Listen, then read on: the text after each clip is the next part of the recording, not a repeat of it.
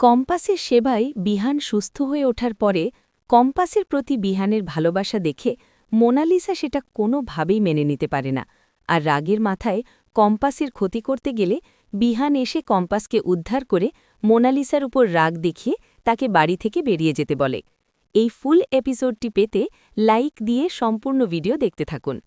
কম্পাসের সেবায় বিহান কোমা থেকে ফিরে এলে বিহানের মা রিজু চৌধুরী বিহানের কাছে গিয়ে বলে ওঠে, বাবা, তুই সুস্থ হয়ে উঠেছিস, এর বেশি আমি আর কিচ্ছু চাই না।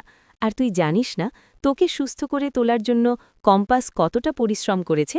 দিন রাত ২৪ ঘণ্টা চোখের পাতা এক করেনি, সব সময় তোর পাশে থেকেছে। এই কথাগুলো শুনে বিহানের কম্পাসের প্রতি সফট কর্নার তৈরি হতে থাকে। এরপর দেখা যায় বিহানের জন্য কম্পাস স্যুপ বানিয়ে নিয়ে এলে সেই স্যুপ বিহান কম্পাসকেও খাইয়ে দেয়। আর এই সবটা দরজার আড়াল থেকে মোনালিসা দেখে কোনোভাবে মেনে নিতে পারে না। আর সঙ্গে সঙ্গে বলে ওঠে, এই কম্পাসকে আমি ছাড়ব না। আজই হবে কম্পাসের এই বাড়িতে শেষ দিন। আমি কম্পাসকে চিরতরে শেষ করে ফেলব। এরপর দেখা যায় কম্পাস বিহানের রুম থেকে বেরিয়ে সিঁড়ি দিয়ে নামতে লাগলে তখন মোনালিসা কম্পাসের পেছনে এসে তাকে ধাক্কা মারে।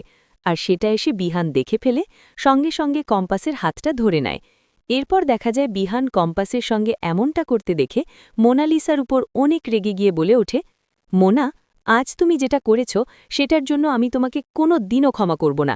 কম্পাস ওর ওয়াইফ, আর আজ থেকে তুমি এই বাড়িতে কখনো আসবে না। বিহানের মুখে এই কথা শুনে মোনালিসা অনেক কষ্ট পায় আর সঙ্গে সঙ্গে কান্না করে চৌধুরী বাড়ি থেকে বেরিয়ে যায়। এমনটাই দেখতে চলেছেন কম্পাস ধারাবাহিকে।